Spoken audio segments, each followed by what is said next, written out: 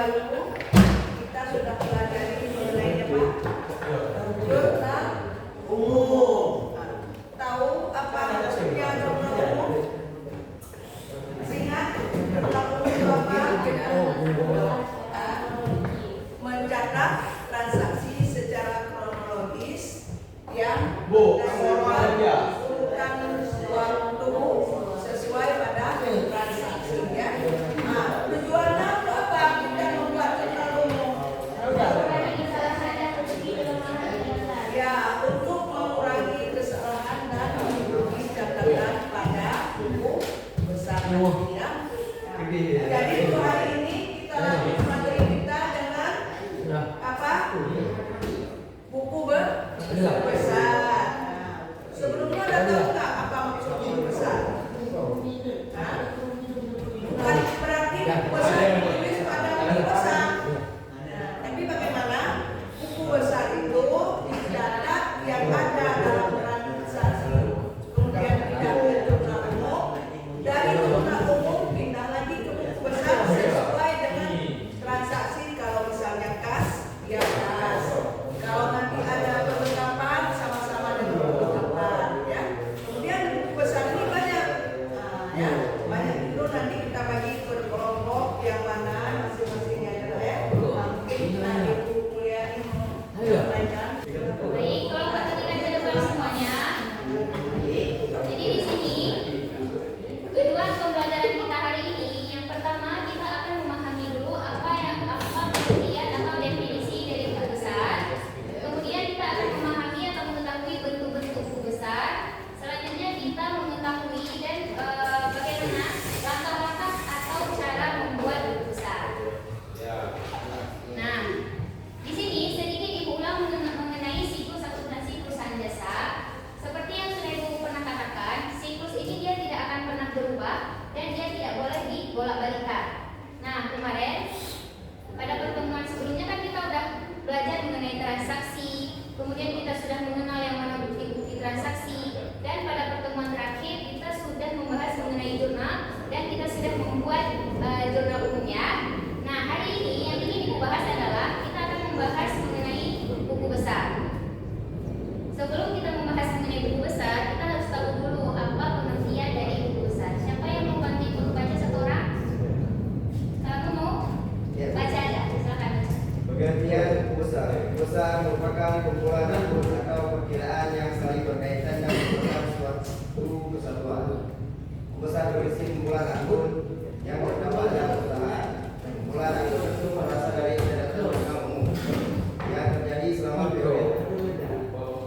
Posting bertujuan melaporkan purpose jenis untuk mempermudah penyusunan informasi berbagai.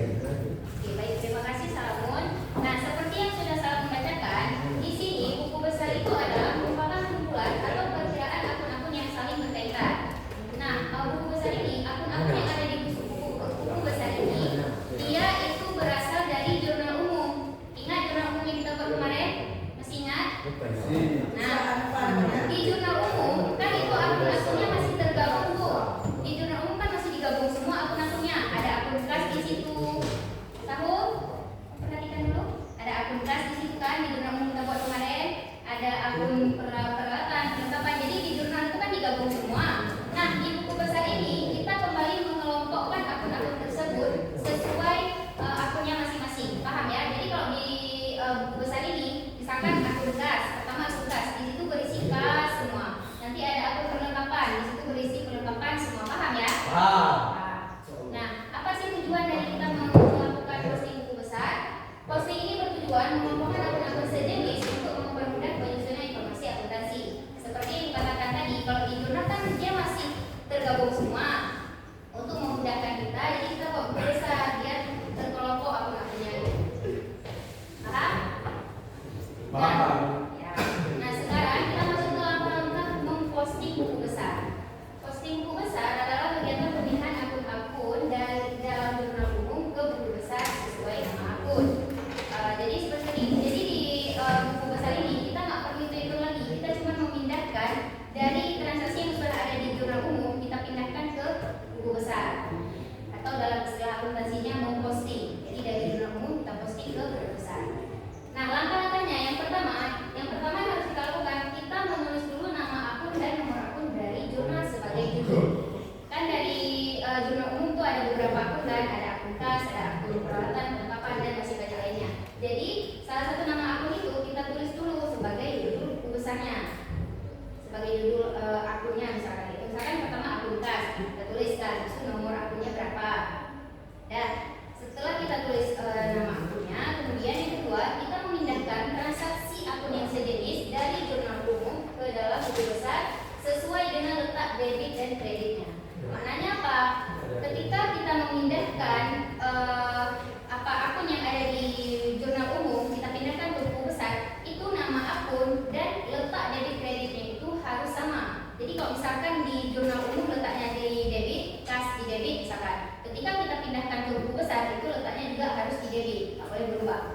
kita nggak susah-susah, tinggal kita pindahin aja yang udah ada di jurnal umum.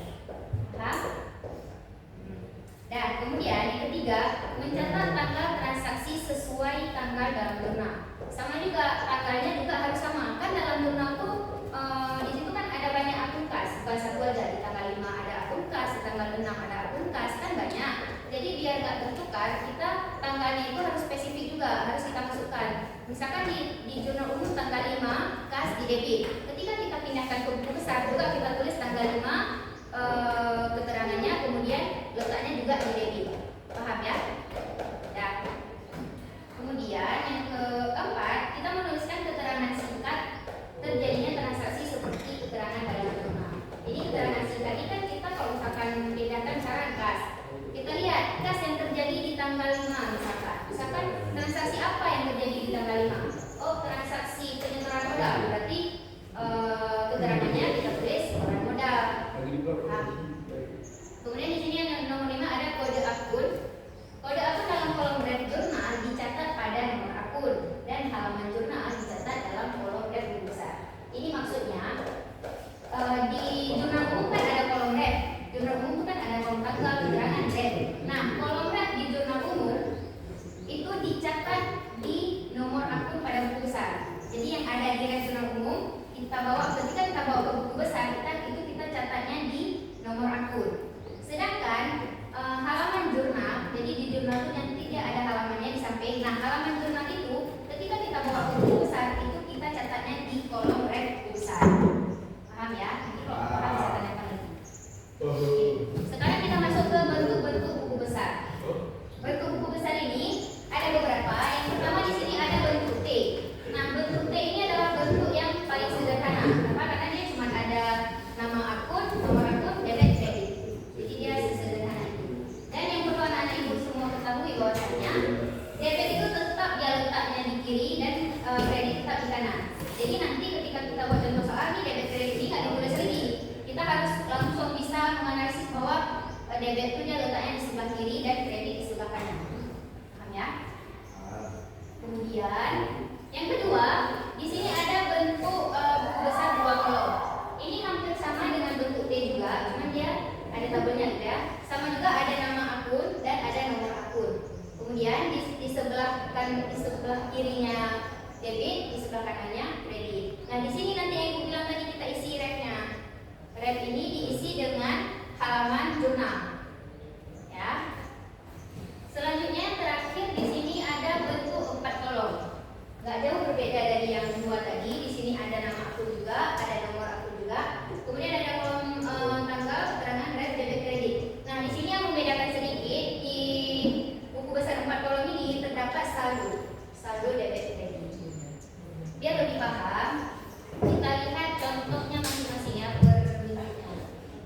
Di sini yang pertama ada contoh soal bentuk T. Coba ibu minta, coba buka jurnal umum Sania Service yang udah kita buat kemarin. Karena ini panduannya ke situ. Coba lihat biar paham. Buka semua. Mana salah bukunya? Jurnal umum Sania Service. Coba buka semuanya. Ada? Ada kan? Bukan di situ. Di buku yang kita buat. Di buku ini ya. Buku Garda yang kita buat. Coba lihat. Ada Sepan?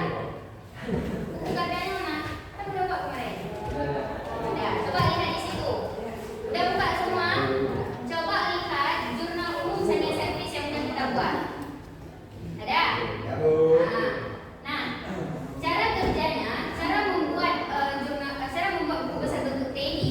Pertama, bisa lihat dulu di jurnal. Karena kan kita buku besar ini panduannya ke jurnal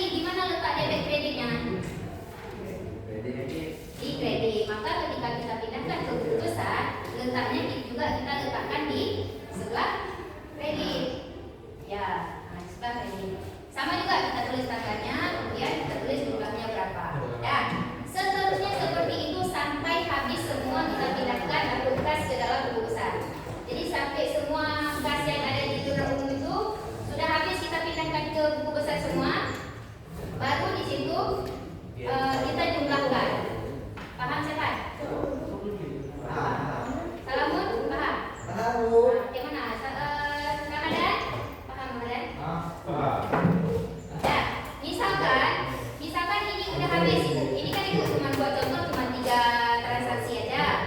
Nah misalkan katakanlah ini sudah habis ibu buat, udah ibu masukkan kasnya semua. Selanjutnya kita jumlahkan berapa total debit, berapa total kredit. Total debitnya kan sudah ada nih 2.550. Kemudian total kreditnya berapa? 900 tambah 400, 1.300.000. Nah, cara kita menentukan saldo akhirnya itu debit dikurang kredit. Jadi 2.550 dikurang 1.300.000. Maka dapatlah saldo akhirnya 1.250.000. Sampai situ paham? Paham. Oke, kalau udah paham kita lanjut ke bentuk dua kolom. Nah, gambaran bentuk dua kolom ini sama juga. Di sini aku pakai akun kas juga. Kita tulis dulu nama akunnya kas, kemudian nomor akunnya 101. Sama juga kayak tadi juga. Kita lihat lagi ke jurnal umum. Tengok sama juga kayak tadi tanggal 5. Tanggal 5 Juni kita tulis tanggal 5. Dia letaknya di mana? Di debit juga. Nah, untuk keterangannya seperti aku bilang tadi, kita lihat lagi di transaksinya. Tanggal 5 ini transaksi apa yang terjadi di tanggal 5? Coba baca soal tanggal 5. Anak dengan lima, anak dengan enam. Ada di atas. Ya. Ya, tanggal 5 itu kan transaksi yang terjadi kan penyetoran modal. Jadi keterangannya kita tulis setoran modal. Paham? Ya. Kan? Ya kan? Karena kan kasnya kan udah ada di sini. Untuk keterangan singkatnya kan nggak mungkin kita tulis kas semua. Jadi keterangannya kita tulis setoran modal. Nanti misalkan selanjutnya misalkan tanggal 6 Juni. Lihat lagi 6 Juni itu transaksi apa yang terjadi di tanggal 6 Juni? Oh, transaksi membeli perlengkapan misalkan. Kita tulis membeli perlengkapan. Jangan tulis kas lagi karena kas kan udah jadi nama akun di sana. Paham ya? Ini sama juga kayak tadi. Jadi semua kas yang ada di jurnal umum kita pindahkan ke buku besar. Kalau udah habis kita pindahkan semua. Sama juga kita totalkan debitnya berapa, totalkan kreditnya berapa. Debitnya dikurang kreditnya, hasilnya dapatlah saldo akhir 4.250. Paham? Dua kolom yang dua kolom paham? Ya. Kita lanjut satu lagi yang terakhir ini contoh soal bentuk besar 4 kolom. Sabun. Tengok dulu tahu ke depan. Nah, jadi di sini sama kita pakai kas juga. Di sini ada tanggal 5 Juni sama kayak tadi. Tanggal 5 Juni setoran modal. Red ini berisikan halaman jurnal. Kita kemarin belum buat kan halaman jurnal di situ. Tapi kalau di buku cetak ada tuh halaman jurnal. Di sini bisa kita tulis JU1 atau satu kayak ini bisa juga. JU itu jurnal umum 1 gitu. Kalau kita tulis satu kayak ini bisa juga. Nah, setoran modalnya di mana letaknya? Di debit. Berarti kita isi di debit. Kemudian yang tanggal 6 membeli perlengkapan. Di jurnal umum letaknya di mana? Kredit. Berarti kita isi di kredit. Nah, untuk saldonya ini kan saldonya 2.550, ya kan? Kemudian 2.550 ini kita kurang dengan 900. Kenapa? Karena aturannya apabila letaknya di kredit itu dikurang, apabila letaknya di debit itu ditambah. Nah, jadi 2.550 dikurang 900 dapatlah hasilnya 1.650. Apabila nanti seandainya 900 ini letaknya di sini, berarti 2.550 dikurang 900 karena letaknya di debit. Tapi karena ini letaknya di kredit jadi dikurang. Nah, ini dia seperti ini sampai ke bawah. Sampai nanti misalkan ada tanggal 7 misalkan. Ada lagi transaksi tanggal 7 misalkan dibeli peralatan di debit misalkan 50.000, berarti 1.650 ditambah 50.000. Kalau letaknya di sini ya kurang berarti. Paham? Ya. Sejauh ini ada pertanyaan? Ada yang ingin ditanyakan? Ada yang belum paham? Ada? Gak ada? Kenapa nggak ada yang tanya, Bu, ini kenapa letaknya di debit? Kenapa nggak di kredit aja? Kenapa nggak di mana caranya kita menentukan saldo ini letaknya di debit atau di kredit? Kenapa? Kenapa, Bu? Ada yang bisa? Kenapa ini letaknya di debit? Iya, kenapa ini letaknya di debit? Coba. Kan kalau misalkan kita bilang tanggal 5 Juni oke lah dia letaknya di debit, makanya saldonya di debit. Kalau tanggal 6 Juni kan dia letaknya di kredit, kenapa dia di debit juga? Kenapa nggak di kredit aja? Dan tahu kenapa? Ada juga. Saya tahu kenapa. Karena balik lagi ke sini yang kita catat kemarin. Nah, sebenarnya pada hakikatnya aturannya dia akan tetap seperti ini. Sampai kapanpun, kemanapun kalian pergi, berapa tahun ke depan pun, ini debit kredit ini tetap sama seperti ini. Aktiva bertambah tetap dicatat di debit, berkurang tetap dicatat di kredit. Ya kan? Nah, kita lihat lagi yang ini tadi. Ini kan akun apa? Akun apa di sini? Akun kas. Kas termasuk aktiva atau bukan? Termasuk. Kas kan termasuk aktiva. Aktiva apa aja? Boleh enggak? Aktiva apa aja? Sebutkan satu-satu. Salamun aktiva apa pertama? Sebut Pak. Apa aktiva? Apa aja Nadine? Apa aktiva Nadine? Kas. Nadine dah dapat satu. Ramadan apa? Aktiva. Devi. Kan jadi Tambah. Hah? Tambah.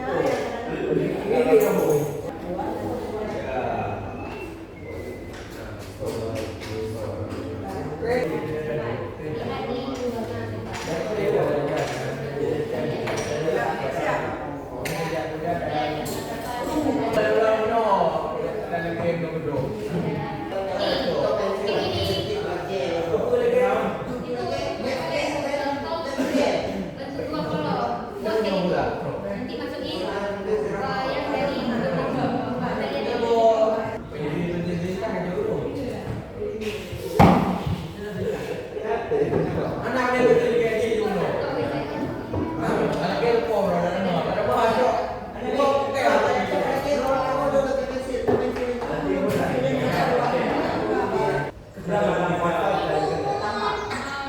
Pak. Orang ini gimana? Siap nih.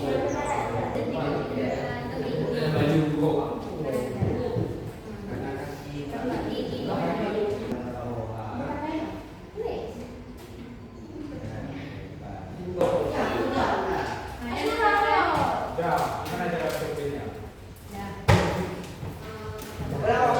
Tapi saya baik.